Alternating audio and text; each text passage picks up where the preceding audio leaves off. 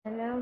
Hello guys, so ito gagawa ko ng reaction video regarding sa isang article ng GMA News, DINKS, DINKS, or Dual Income No Kids Relationships yan, are on the rise among Filipinos. I think hindi lang sa Filipinos worldwide, no? Yung generation ngayon. Kasi first time ko ito narinig sa anak ng kaibigan ko dito sa US. Pero Pilipino din siya, pero mismin yung generation dito, no? So ito may example sila, tatlong Filipino couples daw nag-share ng reasons for choosing the child-free life, which sabihin ko na sa inyo, no? Right off the bat, maling-mali ito.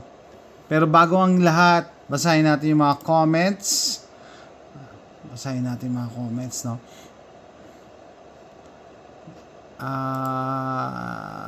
Sige, yan na lang. Yan. It's their choice, it's their life, let's respect them. Ang position ko talaga dito, this is wrong. Okay? It goes against the natural course of life. Just imagine kung lahat tayo, lahat ng mamamayan, sabi, mag-ano kami, magdidinks kami diyan, dual income no kids, hindi kami mag-aanak. May extinct ang human population. May extinct tayo. Okay? People have their own choice in life and must be respected. Even it sounds like a backward generation living a rat race world. Following the footsteps of Japan. Sabi ko hindi lang to Philippines Japan, Korea. Kaya parang yung parehas na bansa na yan, na problema sila dahil yung population nila. I think also China rin. No? Yung susunod na generation nila, konti na lang ang pinoproduce na mga anak. No, to the point na maraming effect yan. So ganito yan, pagka sobrang dami ng tao, masama yan sa isang bansa. Pag kulang din ang dami ng tao, masama din yan sa isang bansa. Says the me generation, no? Parang sarili lang daw nila ang iniisip nila. Looks like Philippines will have many home for the aged facilities in the future. Yeah, puro matatanda. Imagine niyo kung ang future puro home for the aged. Tapos wala na mga kindergarten. Nakakatakot yun. Sabi ko nga, parang preview yan ng extinction natin. So blessed to have one. At least meron siya isa. This is a rare phenomenon, guys. Don't worry though. The statistics also show that there is rising number of teenage pregnancies. Hindi yan. Yung pinag-usapan natin yung dinks, no? Yung talagang choice. It's just a trend. Tama, trend lang yan for rich country. Cost of living is high, sa Pinas is okay. Alam niyo sa Pilipinas, lahat ginagaya yung mga ginagawa sa mga rich countries no? Kids, mura na kaya pambilin, kawawa next generation, wala na magbabayad ng social security kasi konti na lang mga bata na magtatrabaho. That is true. No? Imagine niyo yung armed forces, parang ganyan ang problema ng China. Kaya, di ba, may usap-usapan na gusto nang sakupin ng China in 2027 ng Taiwan kasi after 2027 yung konti na lang yung generation nila ng mga bata na magiging sundalo, bababa yung number of soldiers talaga nila kasi di ba may one child policy sila. Ito maganda comment ni Adrian Zac Mamaril, missing a lot in your life, and then may nag laughing emoji 81. Ilalike natin yan, no? May mamimiss ka pag hindi ka nag-anak, guys. Mamaya pag-uusapan natin. And Don Carlos Day, in return, if you get older, nobody's gonna take care of you. May nag-comment dito, mahaba, no? Huwag ka daw mag-anak na ang hinahanap mo is caregiver, no? And hindi rin assurance na pag may anak ka, may mag-aalaga sa'yo. That is true, pero kasi sa culture natin, no? Pinapasa natin yung kindness, yung pag-aalaga. Na sabi, inalagaan mo sila ng bata, in return, alagaan ka naman nila pagtanda. And then sila rin, tatanda rin naman sila, di ba? Yun yung continuity.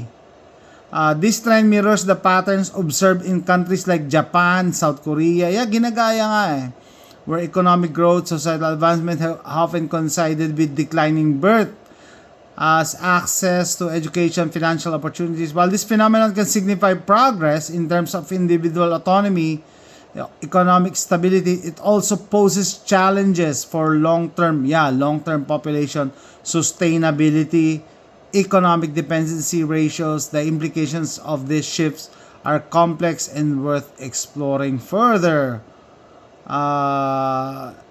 Hope this will not be shared by all Pinoys. Will only be gagayahin daw natin yung Japan, Singapore, etc. I support this. Mas nakakainis yung anak ng anak tapos they demand the relatives to help them financially. It doesn't mean, pag ikaw magpapamilya ka, it doesn't mean mag-anak ka na mag-anak. Sabi nga, the keyword is moderation sa lahat ng bagay. Pag inom ng alak, moderation. Di ba? Pagkain, moderation. Ganyan din pag-anak. It doesn't mean sobra din kasi yung anak ng anak. Extreme, sa extreme side ng spectrum yon. Okay? Pero yung totally na wala kang anak, extreme ka din nun. Which is masama yon, di ba? Kasi nasa extreme siya eh. Good luck with the third world country mirroring a bad trend. That's a bad trend and a headache for a first world country. If this trend popularizes, maybe in 2050, Philippines is no more. Yeah, wala nang papalit na generation eh. Let's respect the couple's choice. Ang sasabihin ko na sa inyo, mali yan. Mali yan. No? Mali rin yung gagayahin mo lang dahil trend siya. Mamaya, sasabihin ko sa inyo bakit siya mali. Financially stable would be paramount and will be a norm. Ito, maganda to. Angela and Lucas, sometimes it's not a choice, it's destiny. That is true also. So, ibang kaso yung pinili na parang yung isang segment ng GMA7, ginawa nila ng segment to, nagba-van life, mag-asawang photographer, in-interview nila, sabi, wala kayong kids, ganyan. Sabi ng babae, ano yan? By choice daw. Okay, sige, by choice. Kaya yan yung pinili, I believe this is the case just among the professionals, working people who can afford to travel and want to live a comfortable life. It's a different story in people, especially in rural. But then, sasabihin ko sa inyo, mali yan. Mali yung ganyang pananaw. Yung dinks na yan, D-I-N-K-S. It's their choice. We all need to respect. Well, kung mali, mali. Your choice, your life. Counted as anak po ba ang 5 cats? Hindi. Hindi yan anak. Ano ba? It's common here in the US. True, pero does that mean gagayahin mo?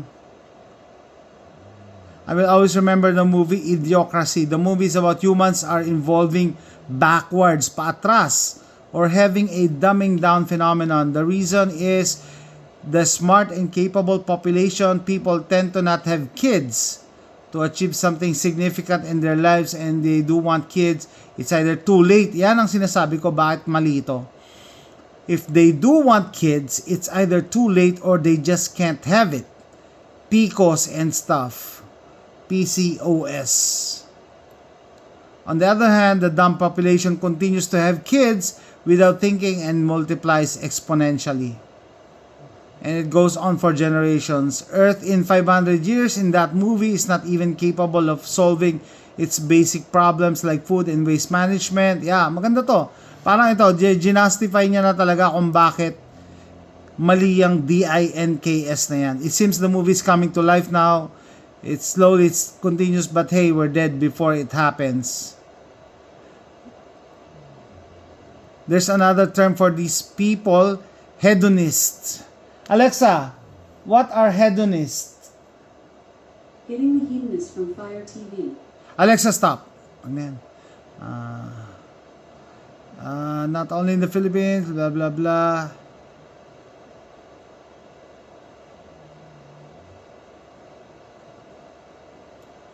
Good. To pay taxes for welfare for no income, multiple offsprings.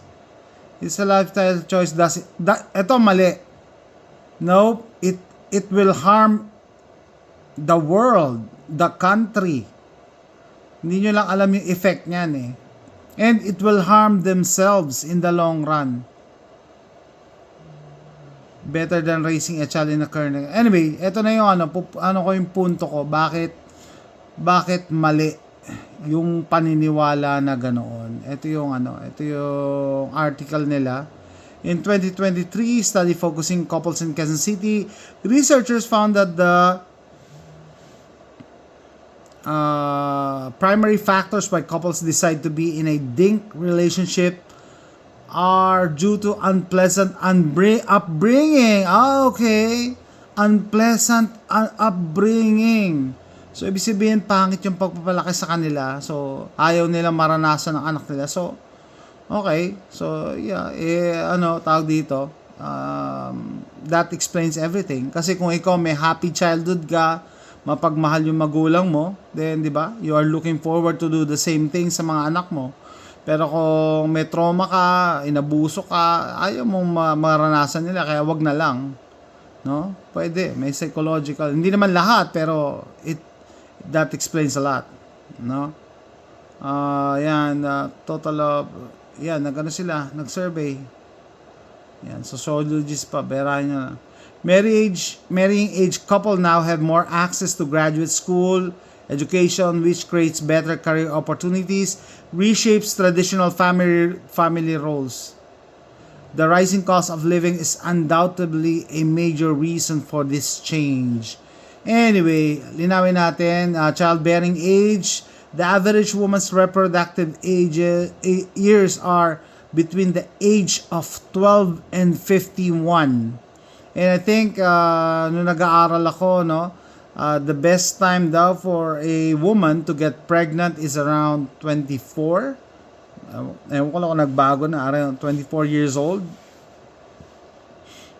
Yan, kita nyo.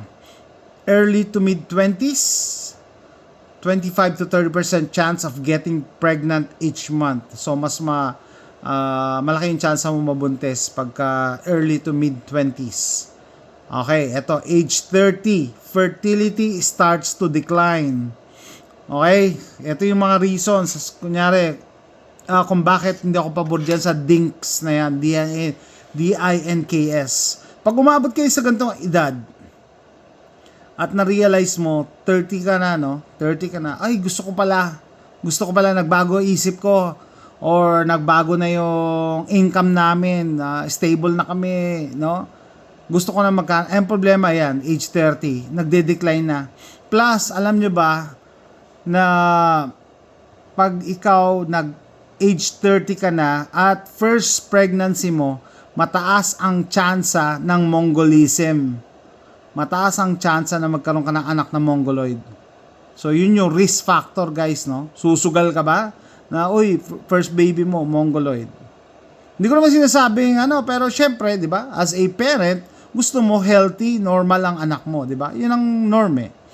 O, imagine mo, pag 35 ka na, fertility declines speed up. O 40, chance of getting pregnant in any monthly cycle is around 5% na lang. Napakababa na yan. Kaya nga, di ba, miracle na pag nabubuntis pa ng 40. Ito, we're talking about first pregnancy, First time mabubuntis. And wag na tayo lalayo, yung misis ko, 2 katrabaho niya sa ospital parehong nurse. Ilang taon ng kasal, di pa rin magkaanak. Gusto na mag-anak, hindi na magkaanak. And age 45, getting pregnant naturally is unlikely. Imagine nyo, pag umabot ka ng 45, imposible na. It's impossible. Okay, so, ano pa ba? Yung reason ko, bakit hindi ako pabor dito sa DINKS relationship, dual income, no kids. Kasi, na-delete ko ata. Alam nyo ba yung ni Erik Erikson, integrity versus despair.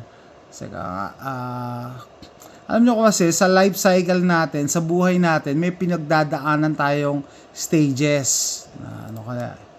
Stages of growth and development. So, may stages tayo na pinagdadaanan, guys. Infancy, yan, infant, baby. Childhood, yan, yung mga elementary days. adolescence, high school days, and adulthood, no? Meron tayong pinagdadaan. Ito, maganda yung kay Eric Erickson eh. Hindi yung Erickson na Sony ha. Okay, ito na. Nabura ko pala kasi. Yan, ito yung stages. Eric Erickson's stages of psychosocial development. So, etong stages ni Eric Erickson, pinagdaralan to sa sa psychology. Mga nurses dapat alam to. Hindi ko lang alam ngayon, no? Kung tinuturo pa rin, mga ganyan. Kasi alam nyo ba yung Amerika mautak eh. Ang Amerika guys, dahil naisip nila, oy palagi tayo nangangailangan ng nurses, ini-speed up nila ang pagpo-produce ng nurse dito. Yun talagang kailangan lang yung basic knowledge para lang ma-deploy sa ospital, no? Erickson's theory has 8 developmental stages, each with a key conflict.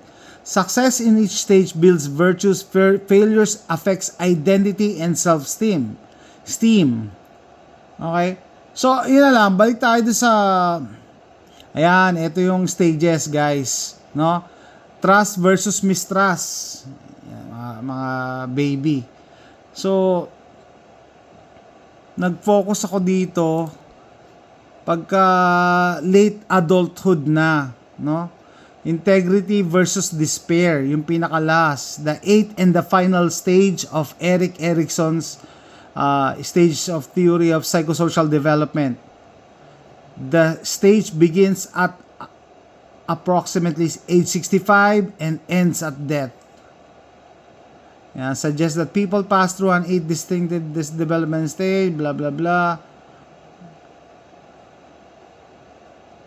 Integrity versus despair. Ayan, what to know. Question: did I live a meaningful life? So, imagine yourself, umabot ka ng 65, tapos na-realize mo na gusto mo pala ng anak. Anong gagawin mo? No? Anong gagawin mo? And similar dito yung ate ko yung sinundan ko na ate. Very successful, vice president na siya ng kumpanya dyan sa Pilipinas. Ang yaman niya na. Mas mayaman pa siya sa amin. Kahit nasa Amerika kami, mas mayaman siya sa amin. Aminado naman ang problema, wala siyang anak. Diba? Yun na lang ang kulang sa kanya. So, anong ginawa niya? Nagampon siya. No? Anyway, separate story yun. Pero, yun nga. At later on in her life, na-realize niya siguro na yun na lang ang kulang niya. Lahat kaya niyang bilhin Lahat kaya niyang gawin. Maliban dun sa pag-aanak. Kaya nag-ampon siya. Okay? Imagine niyo yung sarili niyo pag nag-look back kayo. 'Di ba? Despair. No? Diyan na papasok yung sadness, depression.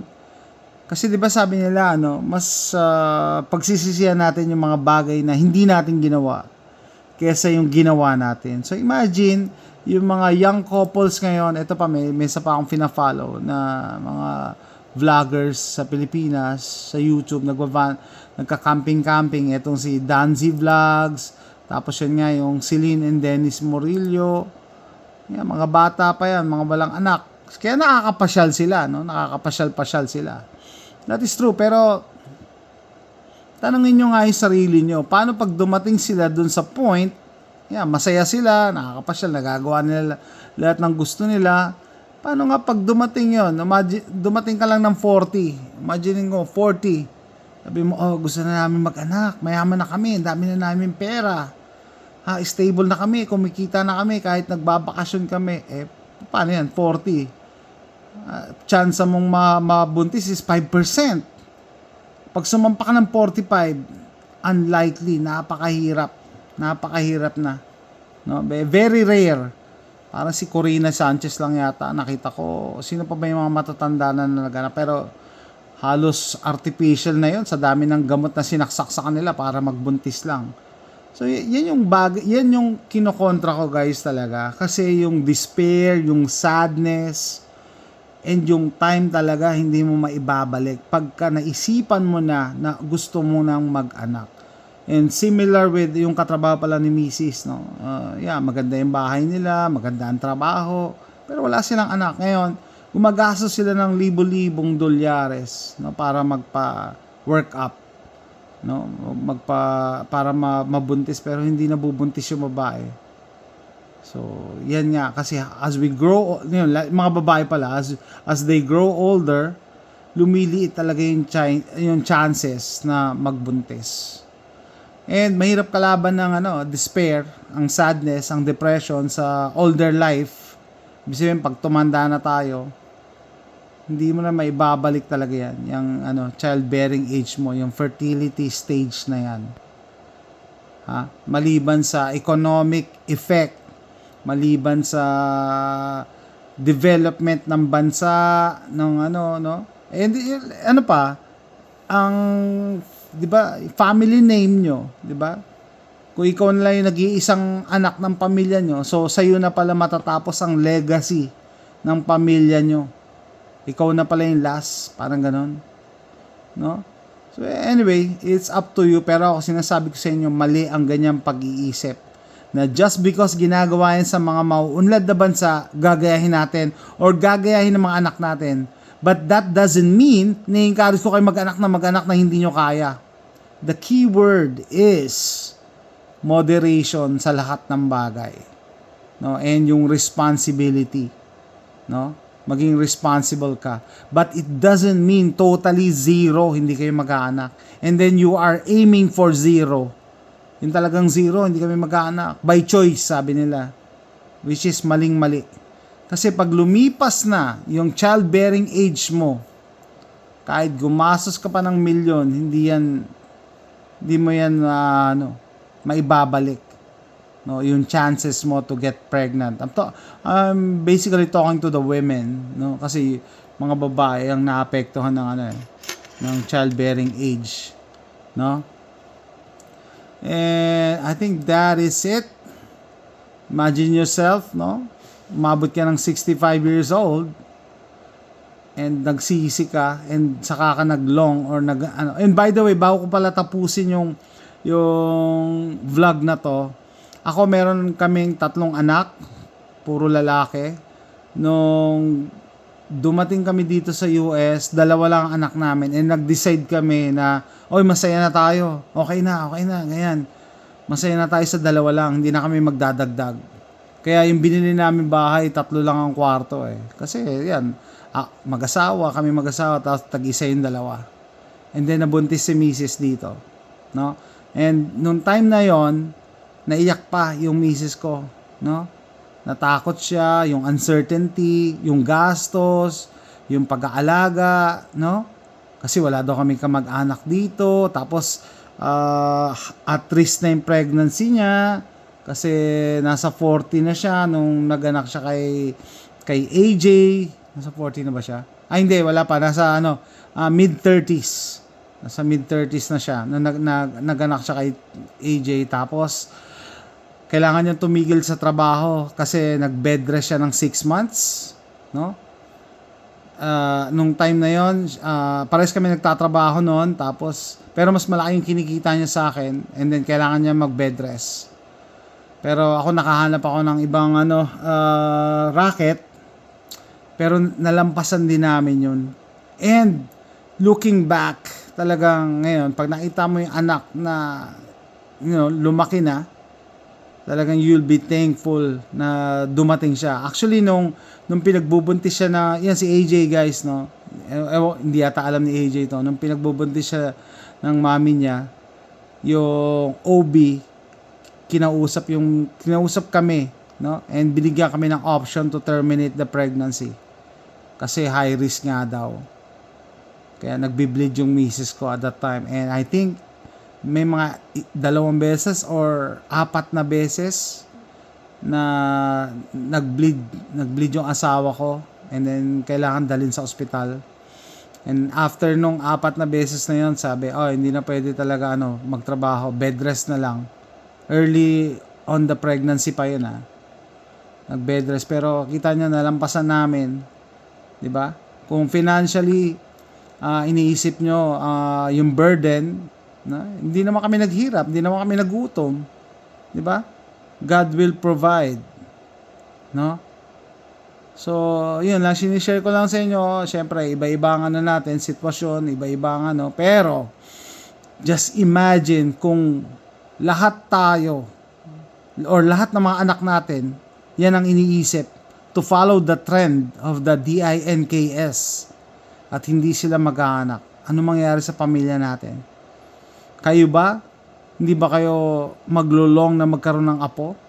Isa yan nga sa barometer ko na I lived a successful life. Pag nakita ko yung anak ko na may sarili ng pamilya at meron na akong apo at nabubuhay sila na maayos. That's my barometer na naging successful ako and meaningful yung buhay ko. Kaysa makita ko yung anak ko na nag-iisa at mamamatay sa kalungkutan or depression. So, I don't know, it's up for debate pero ako, yan talaga yung stance ko. No? So, let me know what you think. Thanks for watching. Bye.